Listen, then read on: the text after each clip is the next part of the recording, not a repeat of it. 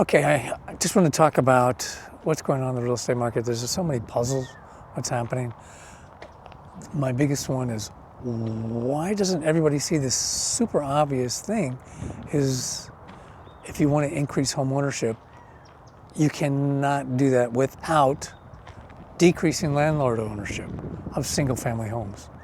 So you just get rid of the tax breaks for single family homes. So it's less profitable for landlords. They'll still buy, but they'll buy fewer of them, and that will increase the home ownership rate at no cost. You may even make more money from taxes. It's when you talk on Twitter, the people who come in and say, oh yeah, that's obvious, tend to not be real estate people. The real estate people are in this whole other discussion that is in often distracting other topics. And basically the topics are things like, we need more tax breaks, so we need subsidies for this thing or that thing. And that seems to be what the conversation is about. They're not talking about solutions. Somehow, over the decades, it's gotten to the point where they just talk about sales. I think what the topic is generally, they sell it as, oh, we want to increase home ownership, or it's great for the economy to give us, the builders or whoever, these tax breaks or lower interest rates so then we can sell more.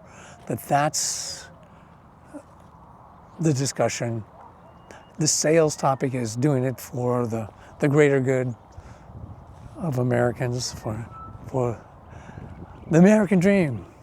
But really, that's not it. It's just, they want to sell more. Obviously, that makes sense. If you're in business, you got to make money. And they also sell it for the economic thing. Oh, the housing is a huge part of the economy, and we have this big impact, so you got to have these things. Like one of the things they did was they went from 20-year mortgages to 30-year mortgages. What that did was, that we ended up boosting the economy in the 1950s, but then people had a ton more debt.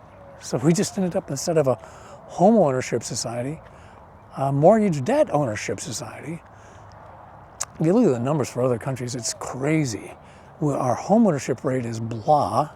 It's not great, it's below average.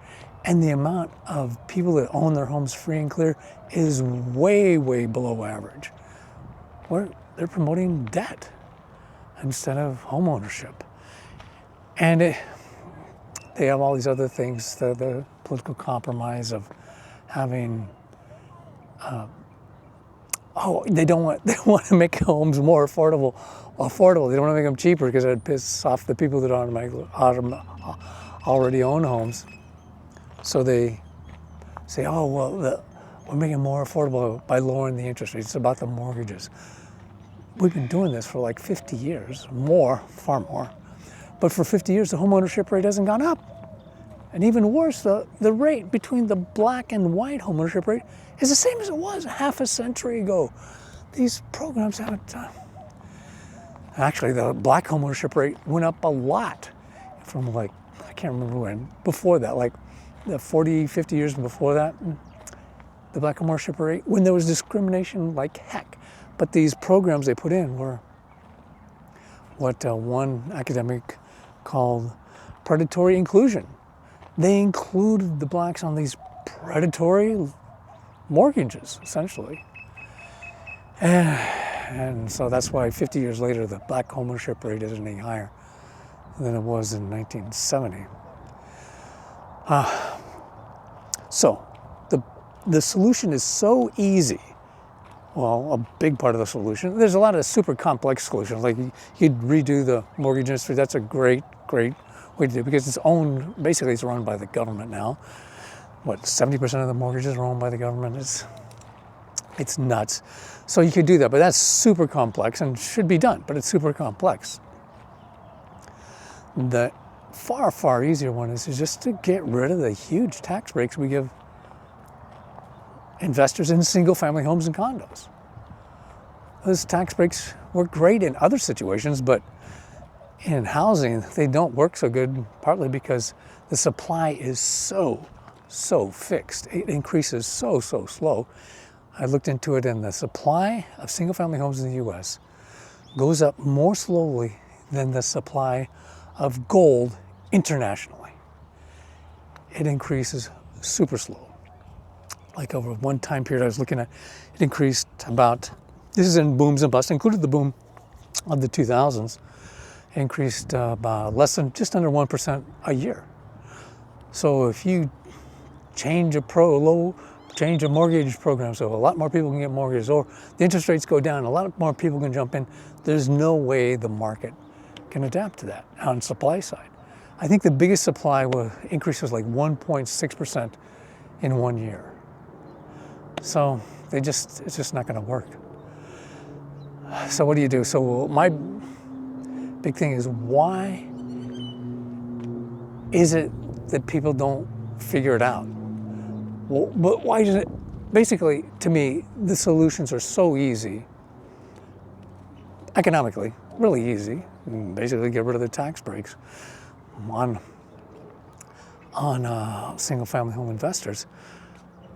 But the politicians don't see it. I think politicians just work in a way. I don't understand I understand the economics. I don't understand the politics.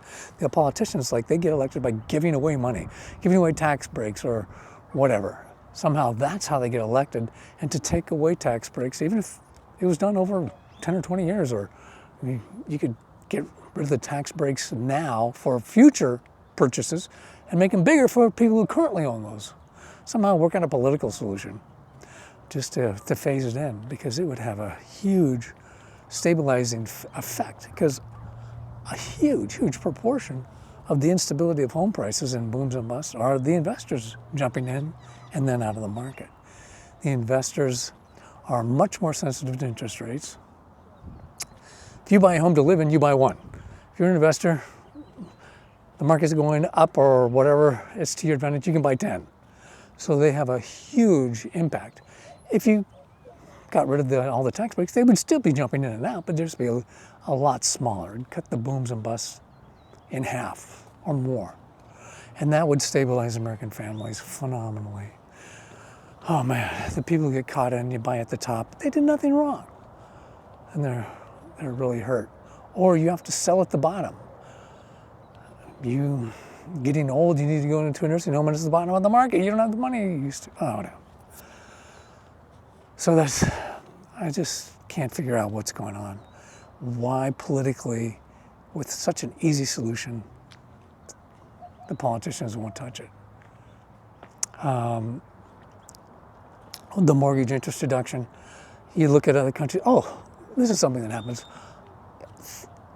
The US never talks about policies in other countries, because if you did, you find out there's a bazillion other policies. Other countries do it a lot of different ways. And they just want to make it like, oh, this is the way it is. This is it. Let's not discuss any other ideas or any other ways to do it. This is the way it is written in stone in the US.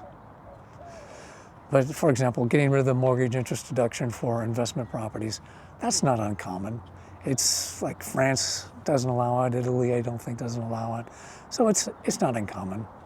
And it would stabilize home ownership, stabilize families, stabilize the economy. If you don't have these big booms and busts, what would that do for the economy? A ton. Okay, I'm just trying to practice walking and talking. It's going to take me I got a ton to learn about this, but anyway, at least I'm doing something, getting started. If you like this, let me know. I'll do some more. Even if you don't like it, I may do some more. But let me know.